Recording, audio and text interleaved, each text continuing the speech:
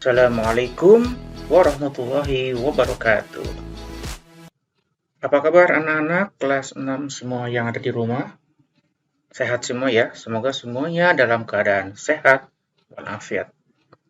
Baik anak-anak semua yang ada di rumah, pagi ini kita bertemu kembali di pembelajaran daring. Kali ini kita ada di video pembelajaran tematik tema 6D, muatan pelajaran bahasa Indonesia. Hari ini kita akan mempelajari teks eksplanasi kembali, melanjutkan teks eksplanasi tema sebelumnya. Apa yang akan kita pelajari hari ini? Ya, ini nih, yang perhatikan. Kita akan belajar menuliskan, menjelaskan, menyajikan, mempresentasikan, dan menggali informasi penting dalam teks eksplanasi. Baik, anak-anak, itu yang akan kita pelajari hari ini. Baik, sebelum kita mulai, mari kita mulai belajar kita hari ini dengan membaca basmalah bersama-sama. Bismillahirrahmanirrahim. Nah, anak-anak, kita akan lanjutkan. Kita akan bahas kembali apa itu pengertian teks eksplanasi. Kalian sudah pernah belajar sebelumnya ya. Jadi teks eksplanasi itu apa? Nah, ini dia kita baca. Teks eksplanasi adalah teks yang menerangkan proses atau fenomena alam maupun sosial. Ya, itu pengertian teks eksplanasi. Berikutnya, dalam kalimat teks eksplanasi atau paragraf eksplanasi, kita harus terbiasa menggunakan kalimat efektif. Apa itu kalimat efektif? Yaitu kalimat efektif itu kalimat yang memiliki ciri-ciri sebagai berikut. 1. Mengandung subjek dan predikat. Kemudian, menggunakan kata baku. Kemudian, tidak bertele-tele kalimatnya. Kemudian, kalimatnya itu tidak bermakna ganda. Maknanya denotasi, ya. Maknanya jelas, tidak mempunyai makna kiasan atau bermakna ganda. Itu namanya kalimat ciri-ciri kalimat efektif ya. Kalian sudah pernah belajar sebelumnya. Nah, kita lanjutkan. Bagaimana kita cara menggali informasi penting yang ada dalam sebuah teks eksplanasi? Caranya. 1. Kita harus membaca teks dengan seksama ataupun mendengarkan teks dengan seksama bila dibacakan. Kedua, menentukan topik yang dibicarakan dalam teks. Jadi kita harus tahu dulu topiknya apa gitu ya, untuk bisa menggali informasinya. Yang ketiga, menentukan informasi penting dari setiap paragraf pada teks.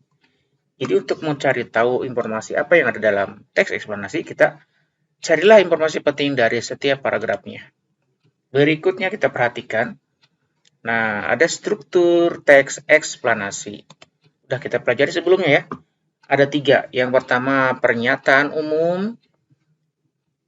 Kemudian ada deretan penjelas dan kesimpulan. Kita lihat dulu satu-satu. Pernyataan umum itu apa? Jadi, pernyataan umum berisikan satu pernyataan umum atas suatu topik. Yang akan dijelaskan adalah proses terjadinya, proses keberadaannya, proses terbentuknya, dan lain sebagainya, fenomena-fenomena alam tersebut, ataupun fenomena sosial. Sifatnya, pernyataan umum itu singkat atau ringkas, menarik, dan jelas, sehingga dapat membangkitkan minat pembaca untuk melihat secara detail. Ya.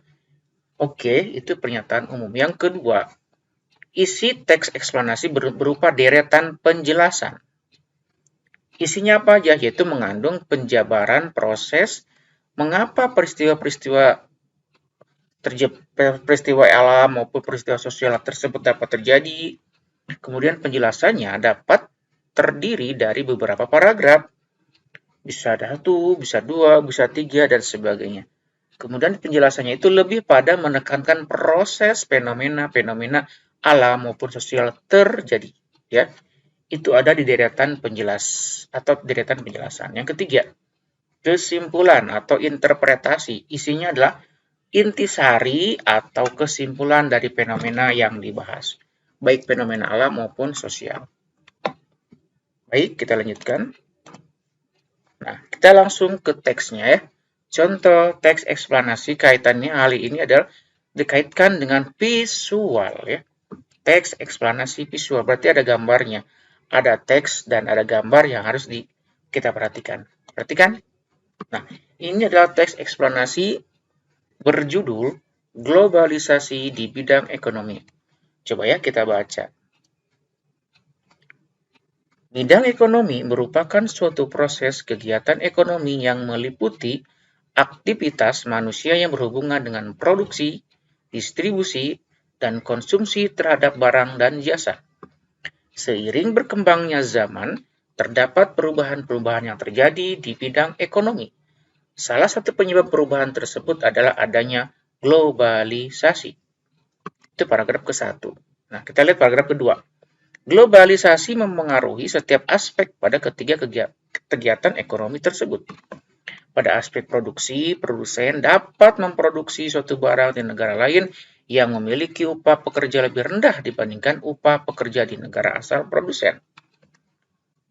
Selain itu, produksi barang di negara penghasil bahan baku juga dapat menghemat biaya distribusi, karena produsen tidak perlu mengeluarkan biaya untuk mengangkut bahan baku ke negara asal produsen. Pada aspek distribusi, kini terdapat kemudahan menyalurkan barang dengan adanya kemajuan di bidang transportasi. Adapun aspek konsumsi, kemajuan teknologi informasi membantu pemasaran barang sehingga produk suatu negara dapat terkenal hingga ke seluruh dunia. Selain memberikan dampak positif terhadap kegiatan ekonomi, globalisasi juga dapat memberikan dampak negatif. Sebagai contoh, pembangunan pabrik-pabrik secara berlebihan dapat berakibat pada pencemaran lingkungan dari limbah yang dihasilkan. Masuknya produk dari luar negeri dapat mengakibatkan produk asli Indonesia kalah bersaing. Selain itu, konsumen cenderung lebih mudah berperilaku konsumtif karena terdapat kemudahan untuk memperoleh suatu barang atau jasa. Globalisasi tidak dapat kita hindari, oleh karena itu, kita harus mempunyai penyaring atau filter untuk menghadapi agar tidak terpengaruh dengan dampak negatif globalisasi. Ini visualisasinya. Salah satu dampak negatif globalisasi adalah masyarakat menjadi konsumtif, senang belanja. Oke. Nah, kita lanjutkan. Nah, dari setelah kita baca teks yang eksplanasi yang tadi, kita akan ceritakan teks tadi ke dalam deretan gambar yang kita sebut dengan gambar berseri. Coba kita perhatikan. Gambar pertama, ini menggambarkan tentang peristiwa globalisasi. Ada bumi, ada teknologi ya di tangan manusia. Kemudian, perhatikan, ini kegiatan apa namanya ya? Kegiatan produksi di pabrik, menghasilkan baju sepertinya ya. Kemudian, nah ini kegiatan apa? Kegiatan penyaluran barang-barang. Ini ada peti kemas, ada kapal kargo ya. Kapal peti kemas ini pengirim barang. Kemudian gambar berikutnya, coba perhatikan. Ini gambar seseorang sedang berbelanja. Ya, ini kegiatan namanya berbelanja atau konsumsi. Nah, ini kegiatan konsumsinya ini. Pakaian dipakai. Kemudian terakhir, apa ini? Sampah ya. Kalau pakaian kita sudah tidak ada yang rusak, sudah tidak terpakai, sudah rusak, pasti akan dibuang.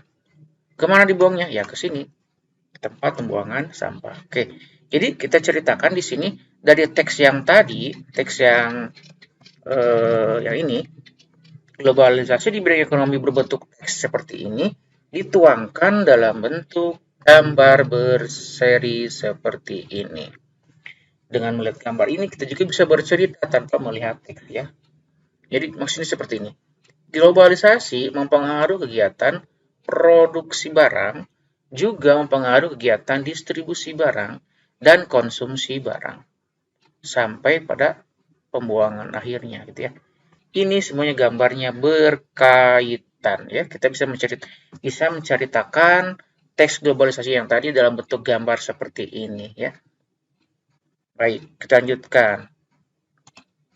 Kita akan menggali informasi dari teks eksplanasi Eksplanasi yang mana? Nah, teks eksplanasi yang tadi kita akan cari informasi pentingnya melalui apa? Melalui pernyataan umum. Pernyataan umumnya apa dari paragraf yang tadi atau eksplanasi yang tadi? Nah, setelah kita baca tadi, inilah pernyataan umumnya adalah bahwa bidang ekonomi merupakan proses kegiatan ekonomi yang meliputi aktivitas manusia dan seterusnya dan seterusnya, itu merupakan pernyataan umum. Kemudian struktur teks eksplanasi selain pernyataan umum adalah ada namanya deretan penjelas. Coba kita cari tahu deretan penjelasnya apa ya dari kalimat yang tadi. Nah, setelah kita baca yang tadi bahwa globalisasi, bahwa deretan penjelasnya adalah kita ambil satu kalimat saja dulu ya. Kalimatnya ada di paragraf kedua yaitu globalisasi mempengaruhi setiap aspek pada ketiga kegiatan ekonomi tersebut. Apa tuh kegiatan ekonomi? Yang ada produksi, distribusi, dan konsumsi. Kemudian, dan deretan penjelas berikutnya apa? Nah, pasti lebih dari satu. Kita dapatkan deretan penjelasnya dari teks yang tadi adalah selain memberikan dampak positif terhadap kegiatan ekonomi, globalisasi juga berdampak negatif. Dapat berdampak negatif. Ini penjelas kedua. Sebenarnya kalau kalimat yang lain ada juga ya kalau kita masukkan, tapi di sini kita perwakilan dulu. Ada deretan penjelas, ada pernyataan umum, maka terakhirnya adalah harus ada kesimpulan. Dari kesimpulan teksnya tadi adalah kita lihat bacanya adalah di kalimat paling bawah itu adalah globalisasi itu tidak dapat kita hindari. Oleh karena itu, kita harus punya penyaring atau filter untuk menyaringnya. Ini kesimpulannya kita peroleh dari teks yang tadi, baik berbentuk teksnya maupun dari gambarnya. Baik ya, itu informasi penting yang kita gali dari teks eksplanasi yang tadi, yang ada teksnya maupun yang bergambar. Oke, seperti itu ya cara kita menemukannya ya. Sekali lagi, temukan informasi penting itu gimana caranya? Cari di pernyataan umum adanya di paragraf ke-1. Deretan penjelas ada di paragraf berikutnya. Dan kesimpulan biasanya ada di paragraf terakhir, di kalimat terakhir. Oke, mudah-mudahan jelas ya. Berikutnya, kita akan membaca kembali sebuah teks eksplanasi berjudul Lestarikan Karya Anak Bangsa. Mari kita baca lagi ya, anak-anak ya. Baca satu paragraf dulu ya. Baca, kalian perhatikan. Ini semuanya ada di buku tematik ya, tema 6D. Kalian bisa di halaman berapa ya? Lestarikan karya anak bangsa ada di subtema 3. Kalian bisa baca di situ ada di halaman 98 ya. Teks ini ada di halaman 98. Kalian bisa sambil dibuka bukunya ya. Masuknya budaya asing berjudul Lestarikan Karya Anak Bangsa. Masuknya budaya asing di zaman globalisasi ini berdampak dalam berbagai hal di bidang sosial, budaya, ekonomi, pendidikan, serta perdagangan. Di pasar tradisional ataupun di swalayan, masyarakat dapat dengan mudah menjumpai berbagai produk dengan merek asing. Keberadaan produk asing tersebut mulai menggeser keberadaan produk lokal. Sebagian besar masyarakat kini lebih tertarik dan lebih beralih kepada produk asing tersebut daripada produk lokal. Jadi, yang akan kita bahas di sini adalah kalau tadi kita belajar menemukan informasi penting, menggali informasi pentingnya. Nah, di sini kita akan menemukan kalimat efektif dan tidak efektif dan baku dan tidak baku. Coba kita perhatikan di paragraf ke-1 tadi kita baca ada sebuah kalimat di pasar tradisional ataupun di swalayan. Masyarakat dengan mudah menjumpai berbagai produk dengan merek asing. Kalau kita perhatikan di sini ada kata tradisional swalayan. Nah, kita tuliskan di sini di paragraf 1 kalimat tidak baku. Ini merupakan kalimat yang tidak baku ya. Nah, seperti ini. Ada kalimat seperti ini yang ada di paragraf 1 tadi ya. Masuknya budaya asing di zaman globalisasi di pasar tradisional dan swalayan. Yang tidak bakunya apa? Zaman, pakai J, ini tidak baku. Tradisional, pakai I, tidak baku. swalayan pakai U tidak baku. Jadi kesalahannya adalah yang itu ya. Kesalahannya adalah di zaman, tradisional, dan swalayan. Kalau gitu perbaikannya apa? Ini dia perbaikannya. Zaman seharusnya zaman, tradisional harusnya tradisional, dan swalayan harusnya swalayan. U-nya pakai W. Nah, seperti ini maksudnya ya. Jawaban yang diminta di halaman 99 ya. Coba kita lihat di paragraf kedua. Ada kalimat apa yang tidak baku di situ? Kita lihat di sini. Nah, ada lihat. Produk lokal dicap buruk dan tidak berkelas. Kita lihat ada di kalimat terakhir ya, di kalimat terakhir paragraf kedua. Kebiasaan tersebut membuat produk lokal dicap buruk atau kurang berkelas. Nah, kita lihat kesalahannya apa di sini? Dicap. Dicap itu tidak baku ya. Jadi perbaikannya apa? Dicap itu adalah dianggap. Seperti kata lainnya adalah dianggap. Karena dicap itu tidak baku. Yang bakunya adalah dianggap. Nah, seperti itu ya. Itu contoh bagaimana mengerjakan latihan soal atau mengisi tabel isian yang ada di halaman 99. Kalian lanjutkan mungkin di paragraf ketiga dan keempatnya ya. Sebagai contoh sudah Bapak contohkan, kalian lanjutkan. Kita lanjutkan lagi ke ayo menulis cara melestarikan makanan tradisional. Ini ada teksnya di halaman 109 ya. Apa yang akan kita bahas di sini? Nah, yang akan kita bahas di sini terkait dengan kosakata baku, kalimat efektif, dan bentuk tulisan visual. Coba kita baca ya bareng-bareng ya anak-anak ya. Kalian sambil baca di buku kalian juga ya. Ayo menulis ini. Judulnya cara melestarikan makanan tradisional. Kita mulai. Paragraf ke-1. Menjamurnya makanan mancanegara membuat makanan tradisional seolah mulai ditinggalkan. Hal itu disebabkan berbagai makanan mancanegara kini mudah ditemukan. Bahkan, banyak yang beranggapan bahwa menyukai masakan mancanegara akan dianggap modern dibandingkan menyukai masakan Indonesia. Paragraf kedua, di Indonesia sudah banyak makanan mancanegara yang telah tersebar luas. Biasanya, makanan tersebut diperjualbelikan di restoran-restoran di pusat perbelanjaan. Makanan-makanan tersebut perlahan-lahan mulai menggeser makanan tradisional. Makanan-makanan tersebut sudah mulai dilupakan karena masyarakat Indonesia lebih memilih makanan yang lebih modern yang berasal dari luar negeri. Untuk itu, sudah seharusnya kita melestarikan masakan tradisional Indonesia. Salah satu caranya adalah dengan mengenalkan masakan tersebut ke anak-anak sejak dini agar mereka terbiasa. Selain itu, jika kita berkesempatan pergi ke luar negeri, jangan lupa bawa makanan tradisional Indonesia dan persilahkan kepada orang-orang di sana untuk mencicipinya. Jadi, kita sebagai sebenarnya masyarakat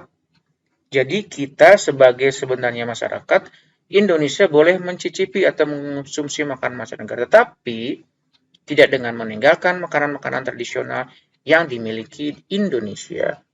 Kita harus menghilangkan perasaan gengsi ataupun malu dengan makanan tradisional yang kita miliki.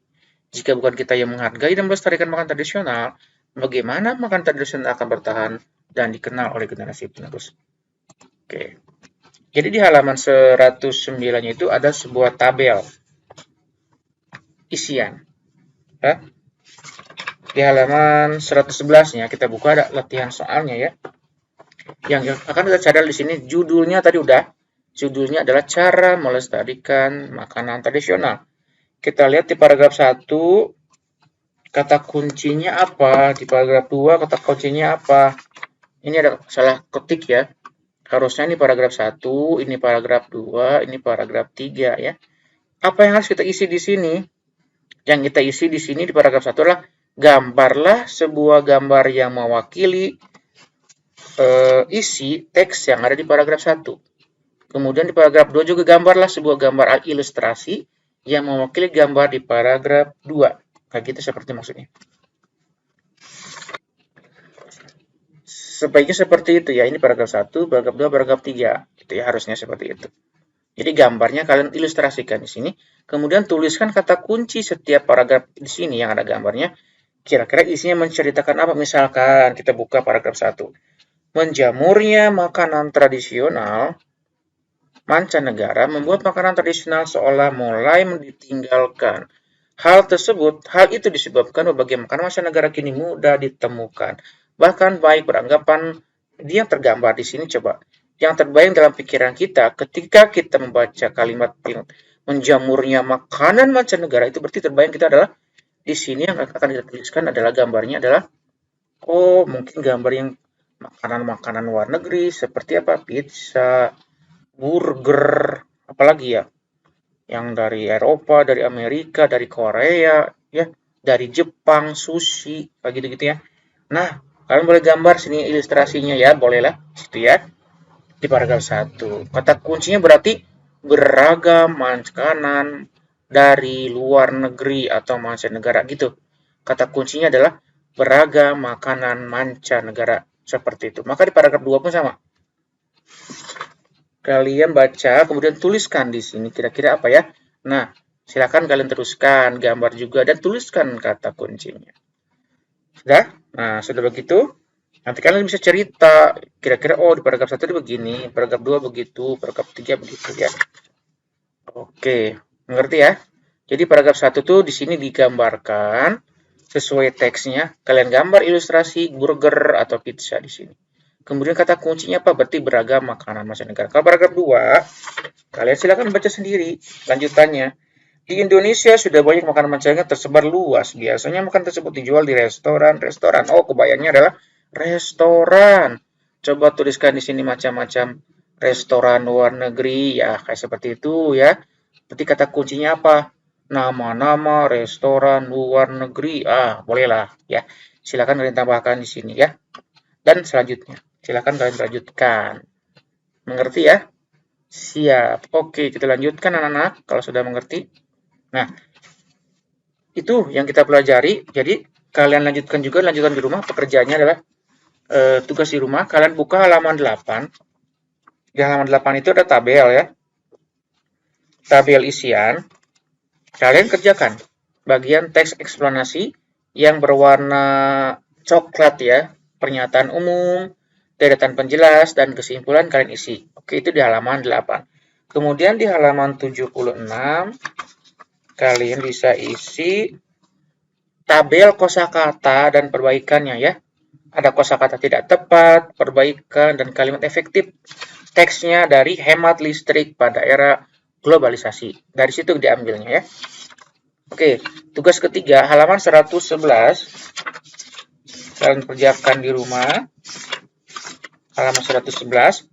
Itu yang tadi ya. Dengan dilanjutkan. Yang cara melestarikan makanan tradisional.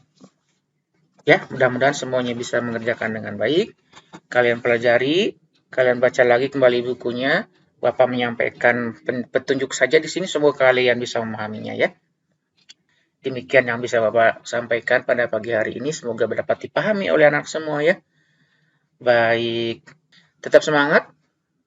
Kita masih ada pembelajaran daring di rumah, nanti juga kita akan ketemu lagi pembelajaran luring di sekolah secara terbatas. Baik, sampai ketemu lagi di sekolah.